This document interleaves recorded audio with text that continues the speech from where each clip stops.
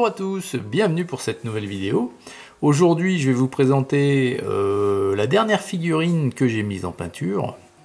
Il s'agit une fois encore d'un zouave issu de la boîte 9001, référence de chez Hatt, figurine au 1/32e. Alors j'ai décidé de peindre une grappe entière de ces zouaves.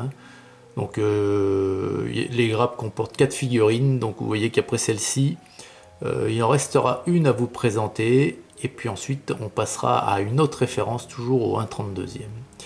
Alors celui-ci, c'est un zouave qui combattait pour les nordistes, un zouave de l'Union, et c'est un zouave qui faisait partie, donc, de par son uniforme, j'ai choisi de le mettre aux couleurs du 76e régiment de volontaires de Pennsylvanie, autrement appelé également Keston Zouave. Alors, c'est super intéressant de peindre des zouaves parce que, tout simplement, il y avait de multiples régiments différents, aussi bien du côté sudiste que du côté nordiste. Donc, il y a vraiment matière à représenter à chaque zouave un régiment différent. Alors, le 76e de Pennsylvanie, donc les couleurs étaient celles-ci. Alors, l'uniforme, la veste et le bonnet là, pour une fois, qui est bleu au lieu d'être rouge, c'est de Lidlord Blue, toujours de la Speed Paint. Ce zouave avait également un pantalon de couleur bleue, mais un bleu différent. Et pour ce bleu là, j'ai donc utilisé du Caribbean Océan, et ça donne un superbe bleu, vous voyez, un petit bleu océan, tout simplement, ça porte bien son nom. Ensuite, les parties rouges, c'est toujours du Blood Red. Voilà, tout ce qui est les petits motifs sur la veste, ainsi que les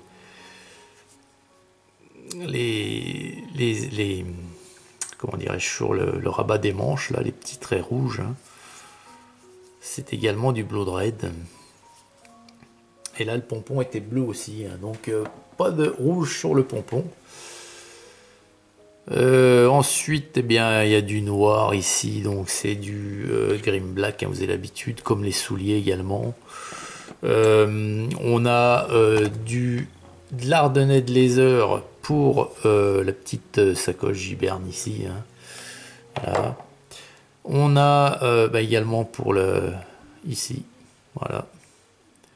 Ensuite, nous avons la couleur or que j'ai utilisée pour le fourreau de la baïonnette. C'est du Glittering Lot. Et puis toujours ici aussi la boucle du ceinturon, Glittering Lot.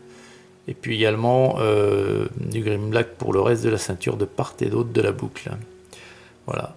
Et puis au niveau des guêtres, on a une partie de la guêtre qui est en marron clair. Donc c'est du Sand Golem. Avec un ancrage par-dessus. Donc voilà. Et puis le fusil, c'est toujours... Alors le fusil, je garde la même teinte. Je trouve qu'elle va bien. Pour le bois du fusil, c'est du Darkwood. Et puis pour les parties métalliques, c'est du Broadsword Silver. Voilà. C'est également la même teinte que je vais utiliser pour le haut de la baïonnette ici. Voilà. Donc voilà, vous voyez qu'au final, il n'y a pas énormément de couleurs.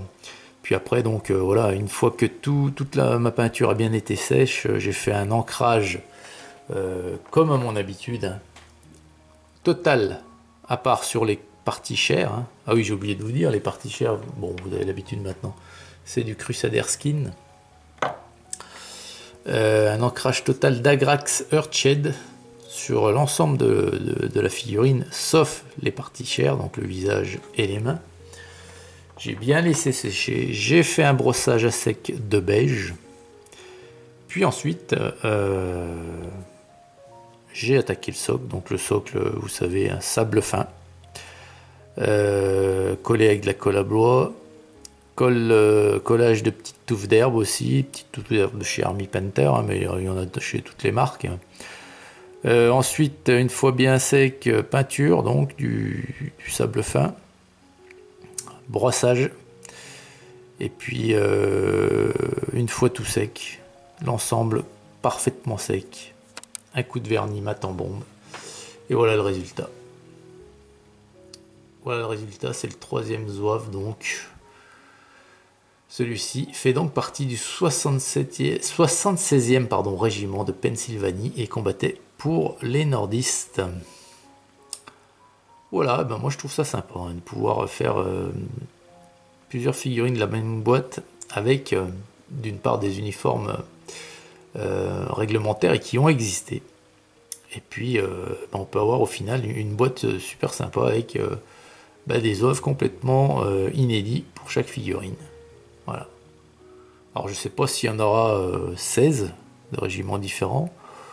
Bon là j'en ai 4 sûrs qui sont différents. Il y en a encore d'autres que je n'ai pas fait. Donc 16 je sais pas, mais une dizaine on sera pas loin. Donc on verra. Voilà les amis, bah, écoutez, dites-moi ce que vous en pensez de cette figurine. Hein, voilà.